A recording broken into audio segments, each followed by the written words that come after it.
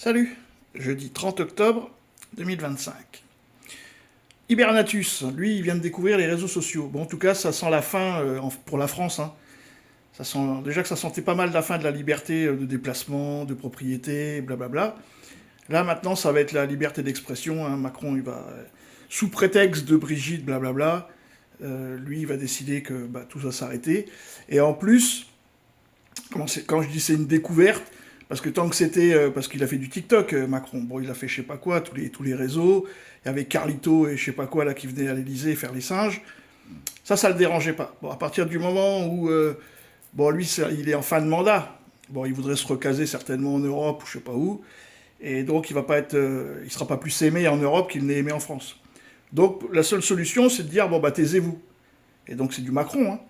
Donc ça sent la fin de la liberté d'expression. Mais enfin, en même temps, c'est dans l'Occident, hein, quand on voit ce qui se passe aux États-Unis, c'est du délire, hein, c'est de la dictature partout.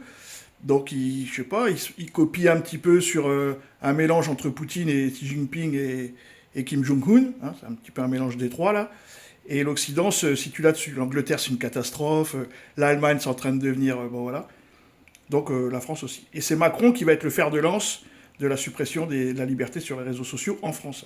Il y a déjà des demandes d'identification à la carte d'identité et tout ça. Hein. Donc, scientifique indépendant qui montre qu'un jeune Français qui crée un compte TikTok sans aucune caractérisation, qui tape le mot islam, au bout du troisième contenu qui lui sera soumis, sera exposé à un contenu salafiste.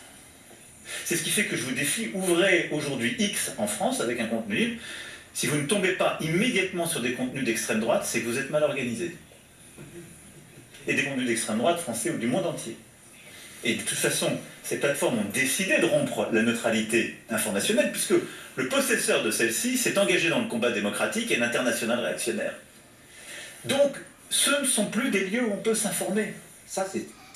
Donc, du coup, il faut quand même savoir que TikTok a été pris en main par une Israélienne, quoi. Qu'on ne peut pas parler non plus de trop Israël sur Twitter.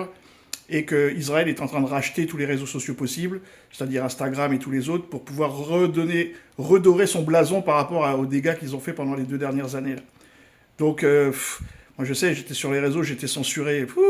Donc les censures, elles existent. Le problème, c'est que sur TikTok, vous pouvez, tant que vous crachez sur l'islam, alors là, ça diffuse, mais grave, hein, ça diffuse terrible. Si vous commencez à critiquer ou même à valoriser, alors là, ça diffuse plus du tout.